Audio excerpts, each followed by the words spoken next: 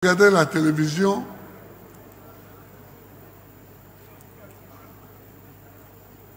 et puis quelqu'un me dit, mais Gbagbo, il amène toujours des nouveaux trucs.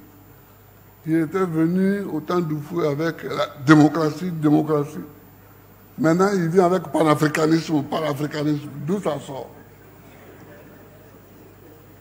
Mais je vais vous dire d'où ça sort.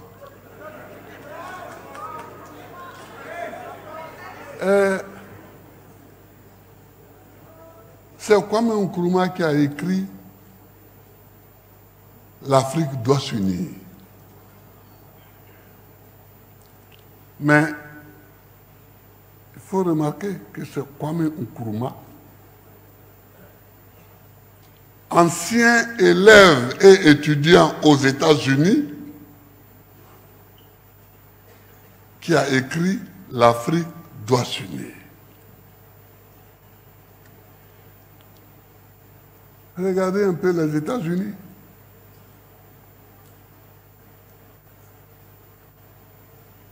Regardez les États-Unis. Ça fait 2 siècles qu'ils sont indépendants. Ils ont lutté dur pour leur indépendance.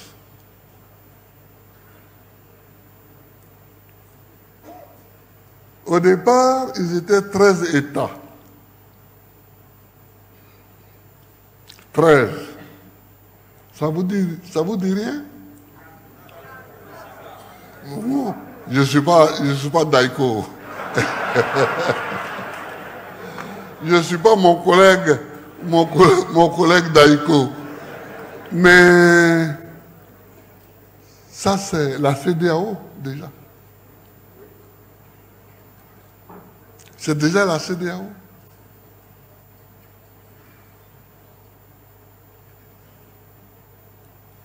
Mais ils ont estimé que ce n'est pas assez. Ils se sont battus. Après la guerre de sécession, ils ont aggloméré tous les États qui, en Amérique, se formaient. Aujourd'hui, ils sont à plus de 50 États. Je crois 51. Autant que l'Afrique.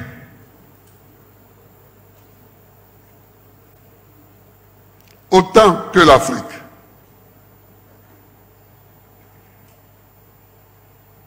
Est-ce que ça vous dit rien?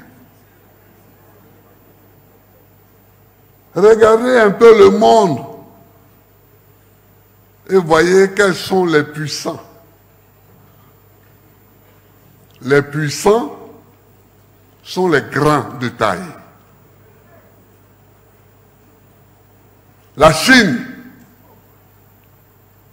les États-Unis, la Russie, le Canada, ce sont les pays qui sont, comme le disait un de mes anciens collègues président de la République, qui sont balèzes. Ouais. Mais nous, chacun peut être président dans son village. On a un petit tronçon de pays et on est président là et on est content.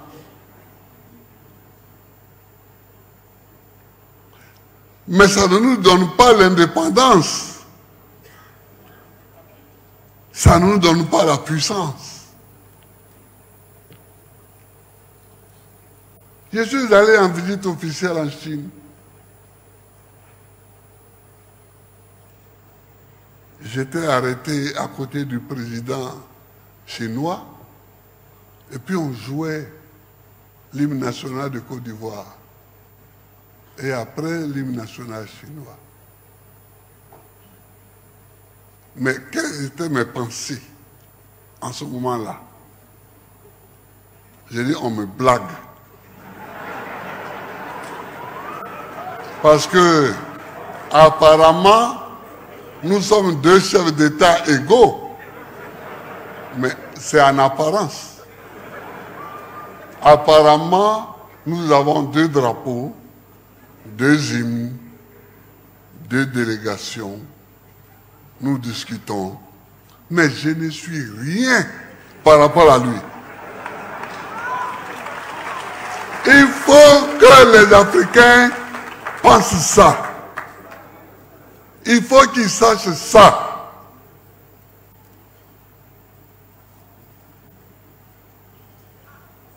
Il faut qu'ils sachent ça. Quand tu vas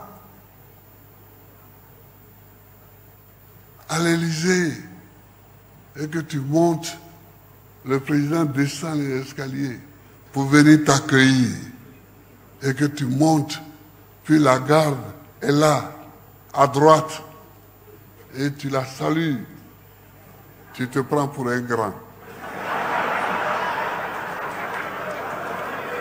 Tu te prends pour un grand. Mais est-ce que celui qui t'accueille te prend pour un grand?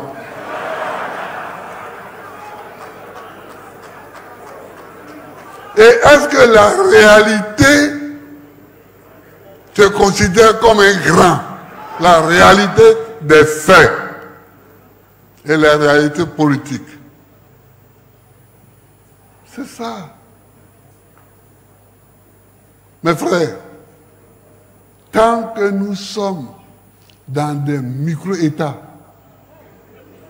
comme ça, nous ne sommes rien. C'est de là que part l'idée du panafricanisme.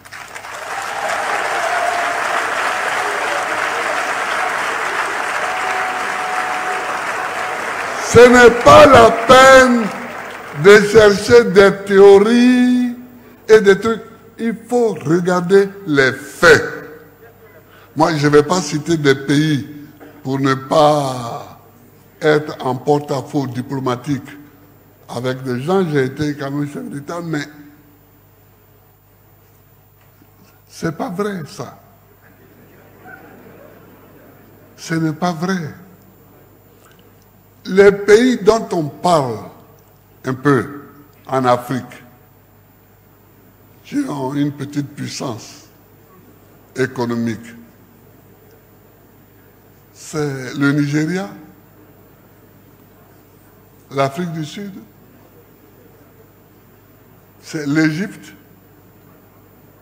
Donc des pays qui sont grands, un peu, par rapport à nous autres. Mais nous, là, on a le cacao. Cacao. Nous sommes les premiers producteurs de cacao. Et on se promène partout, et moi aussi. Nous sommes les premiers producteurs de cacao.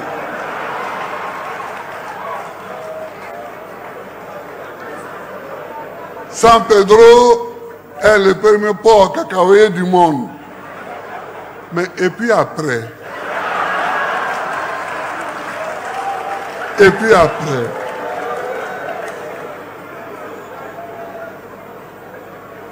vous savez, ce qui a fait le problème entre Houphouët-Boigny et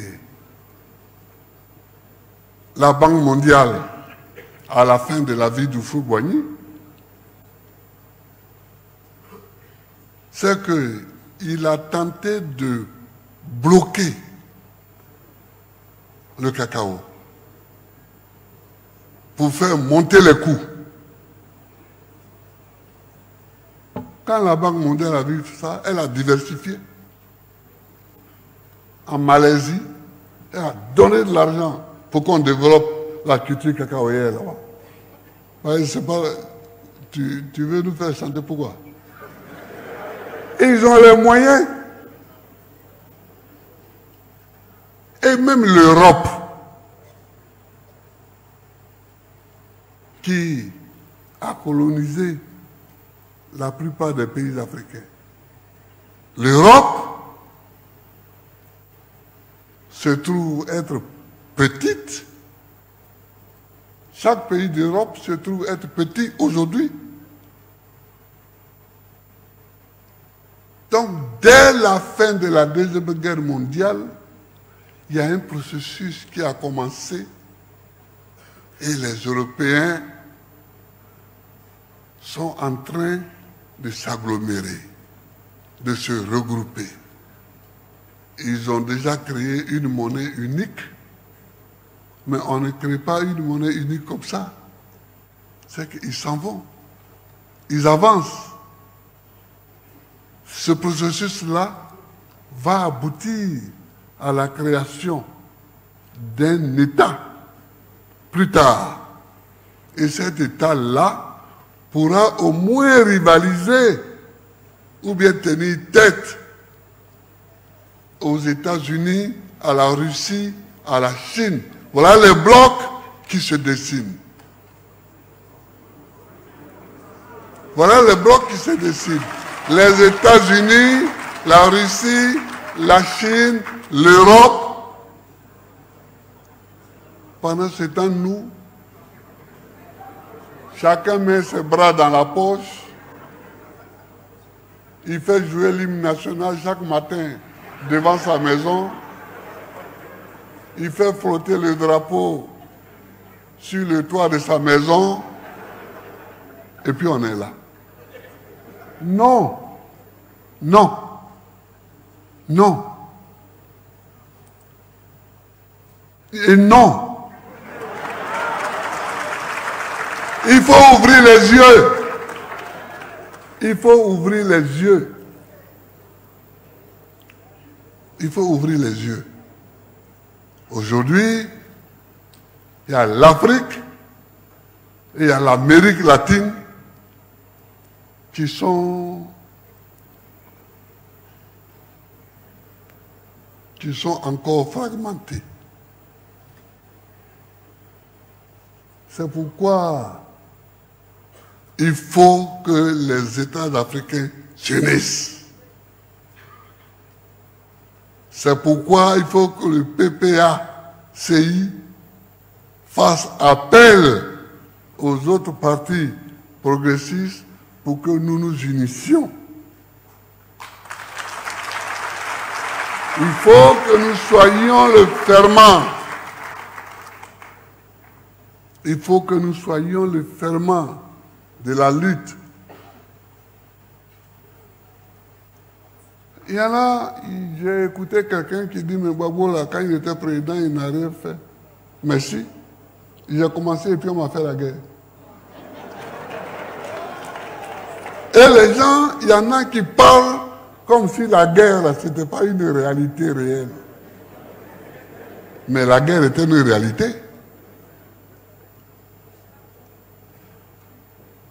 Je suis le président, le premier président de Côte d'Ivoire qui a fait élire un Ivoirien à la tête de l'OUA. C'est parce que je croyais à l'organisation panafricaine. Et je voulais qu'on y aille.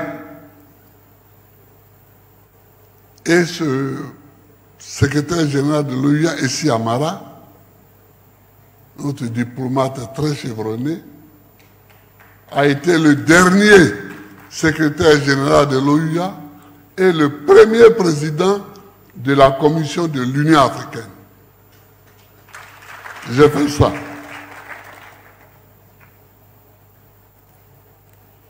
J'ai travaillé pour que la commission cacao, qui était à Londres, vienne à Abidjan. Dano Diégué était ministre de l'Agriculture. En ce moment-là. Et puis la guerre est arrivée. Je n'avais plus d'autres soucis que de mettre fin à la guerre. Pendant 10 ans, la guerre. Pendant 10 ans, je n'avais même plus de gouvernement. c'est de l'extérieur qu'on me dictait. Ah bon, si tu veux avoir la paix, il faut prendre un tel comme Premier ministre. Si tu veux la paix, il faut... Bon, des gens qui sont gentils, qui sont capables, qui sont compétents, qui sont bien. Mais ce n'était pas mes premiers ministres. À moi. Vous voyez? Dans la première phase, le seul premier ministre que j'ai nommé, c'était Afinguessan. Dans la deuxième phase, le deuxième premier ministre que j'ai nommé, c'est Akengbo. C'est Akengbo. Mais Akengbo, il ne s'est même pas installé au bureau. Quand la guerre est venue nous balayer tous. Voilà. Donc, le panafricanisme n'est pas un slogan. Le panafricanisme n'est pas un slogan. C'est une réalité. C'est une réalité.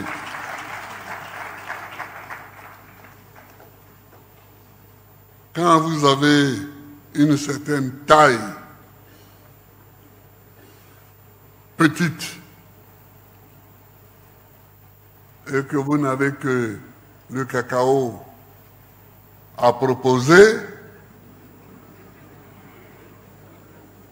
vous ne vous bandez pas les muscles pour vous promener devant les gens. Parce que quand vous passez, chacun rit. On joue votre hymne, mais les gens sourient.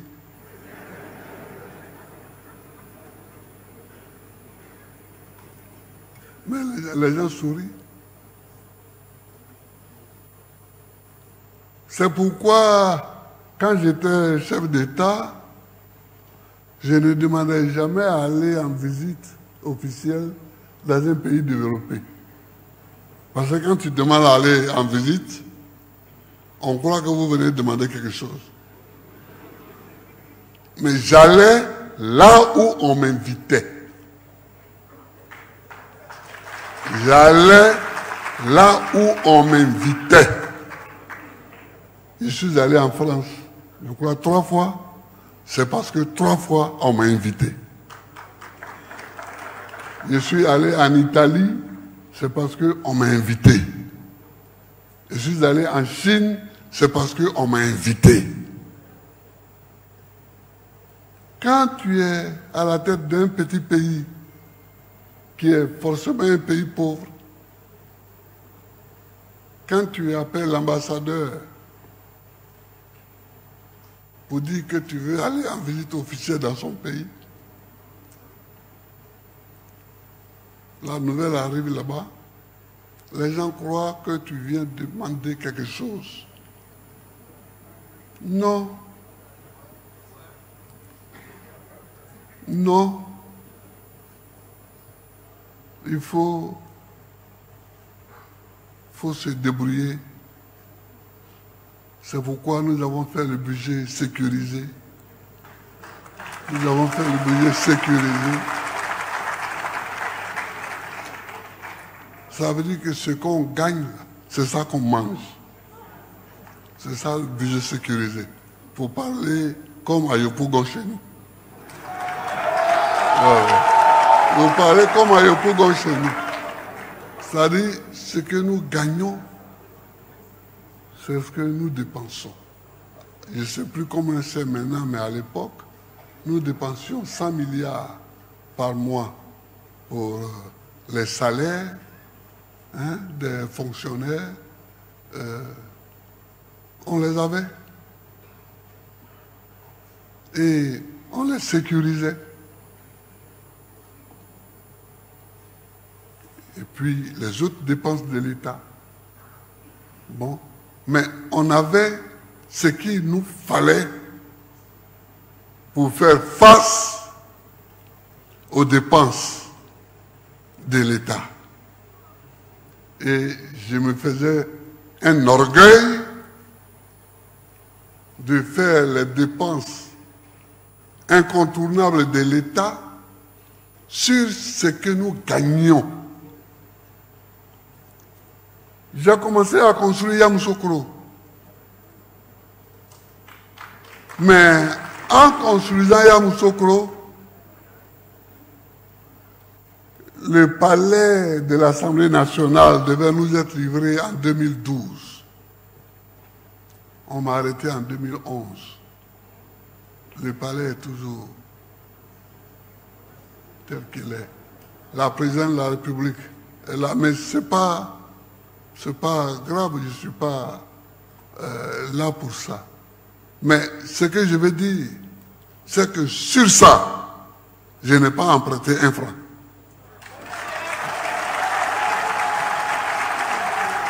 C'est notre capital.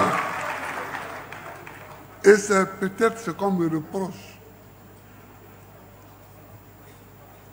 de taper mon patrie. C'est notre capital. Notre Assemblée nationale, notre président de la République, je n'emprunte pas l'argent pour ça.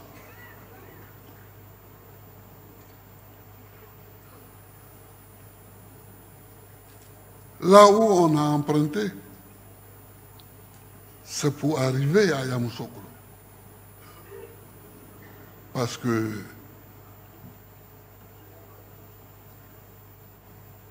il y avait l'autoroute qui s'arrêtait à Saint-Grobo. Donc, j'ai emprunté de l'argent aux Arabes. Et nous avons achevé l'autoroute jusqu'à Yamoussoukro.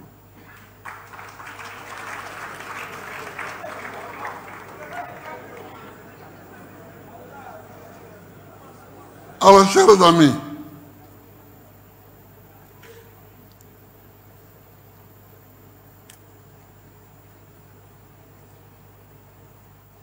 nous avons créé le PPA-CI, notre parti. Ce n'est pas la peine de revenir sur les raisons qui nous ont poussés